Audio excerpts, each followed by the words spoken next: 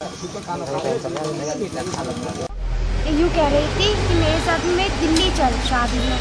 तो मैंने कहा, मैंने अपनी मम्मी से बिना पूछे नहीं जाऊँगी। तो बोली चल ना, अब तेरे पास तेरे घर पे पैसे तो होंगे। मैंने कहा हाँ है। तो बोली चल चल। तो मैं जब फिर चली गई। मैंने कहा लेटर लिख देती हूँ। तो लेटर लिखने के लिए मेरी मम्मी से कह रही लिख मत तू लेटर, वरना तेरी मम्मी तुझे ढूंढते ढूंढते आ जाएंगी या फिर मेरे ऊपर ऐसे ऐसे नींद लगाएंगी। तो फिर मैं दिल्ली गई तो फिर अलीगढ़ से इसको एक लड़का मिला था रेलवे स्टेशन पे। तो हम लोग चले फिर तीनों। तो 2 दिन तक इसने मुझे घर पे रखा था। मुझे वहाँ से बाहर भी नहीं निकलने दिया था इसने, ताकि मुझे कोई देखे ना। फिर तीसरे दिन हम जब ये मुझे लेके गई होटल में, तो ये कह रही लगी कि अंकल मुझे मना कर रहे हैं। कौन सी जगह होटल था? ये होटल मुझे पता नहीं, नाम मैंने पढ़ा नहीं था उसका। तो मैं वहाँ से भाग गई थी क्योंकि मेरे साथ में वो ज़बरदस्ती कर रहे थे, इस वजह से। क्या ज़बरदस्ती की? मतलब अंकल मेरा रेप किया था उन्होंने। कौन लोग थे? एक लड़का था, ये उसकी उम्र होगी कोई 22 या फिर 23 की बीच में। तो अब मैं उसके संग में गई तो उस होटल में मैंने बहुत चीखा और कोई भी नहीं आया था। कोई भी ये नहीं था कौन लड़की चीख रही देखूँ, ये कोई भी नहीं आया उस होटल में। इस वजह से फिर मैं वहाँ से भाग गई थी। तो एक ऑटो वाला मिल गया जिसने मुझे अनुज होटल में रोका थोड़ी देर। फिर मैं वहाँ से मैंने कहा मुझे निकल लेना चाहिए वरना मुझे ढूंढ लेंगे। अच्छा, दिल्ली में जब आप पैसे लेकर गई तो उस पैसे का किस तरीके से मिसयूज किया आपने? ऐसा हुआ था कि हम लोग, अब मैं पैसे लेके गई तो उसने 10,000 रुपये मुझसे लिए थे। कह रहे थे मैं तुझे बाद में दे दूँगी, जब घर पे पहुँचने के बाद में। तो मैंने कहा चल ठीक है मुझे दे दी तू बाद में।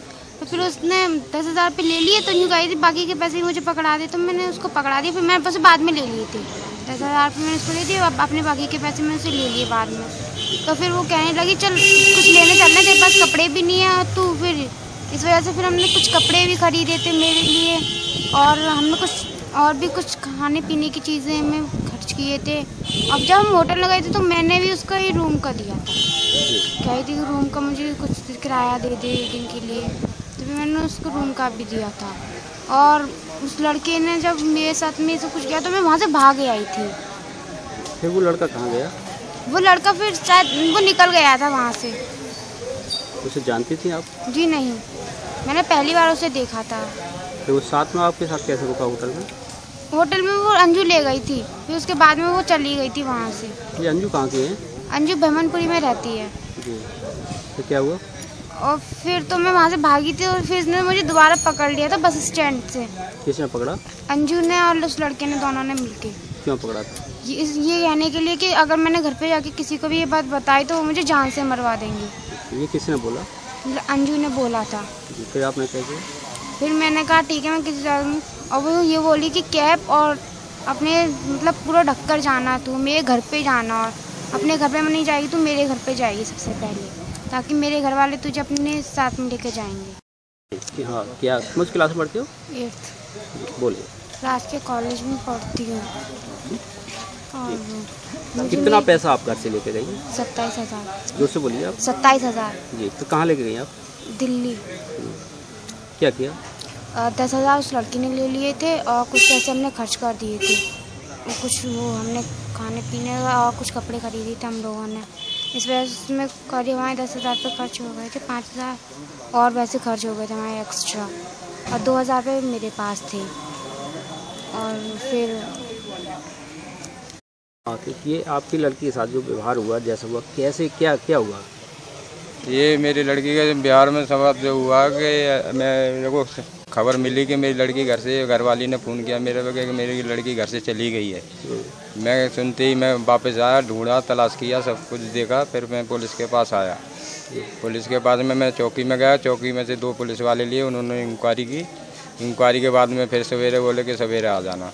फिर मैं सवेरे चौकी पहुंचा तो चौकी से फिर पुलिस वालों ने कहा कि थाने चले जाइए।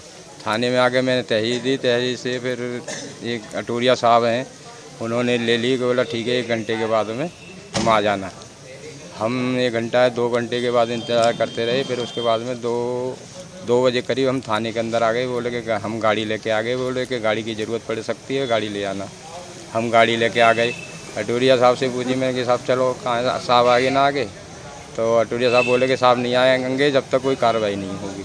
हम शाम तक बैठे रहे 3-4 बजे तक, तो कोई भी नहीं आया। हम गाड़ी लेके वापस चले गए। फिर दूसरे दिन हम सीओ साहब के पास में गए। सीओ साहब बढ़िया आदमी, उन्होंने तुरंत एक्शन लिया। तो उनको अटोरिया साहब को कहा कि भाई कार्रवाई क्यों नहीं की इनके साथ में, तुम कह रहे कि साहब आ जाएंगे जब ये कोई कार्रवाई हो, अगर कोई घटना होती है तो कौन जिम्मेदार होगा। तो सीओ साहब ने हमारी मदद की तुरंत एसओ साहब के सामने, फिर उनको खबर करी। शाम को एसओ साहब आए, उन्होंने पुलिस दी। फिर हम दिल्ली गए, दिल्ली जाकर के दबिश डाली। दबिश डालने के बाद में वहाँ से हम इन्होंने फ़ोन कर दिया कि वहाँ पे एक होटल में एक उसने राट वाले के कहा। तो फिर हमने वहाँ तलाश किया। फिर पुलिस वालों ने मिल के हम चारों तरफ ढूंढ रहे थे। 3 कांस्टेबल थे, 1 दरोगा जी थे।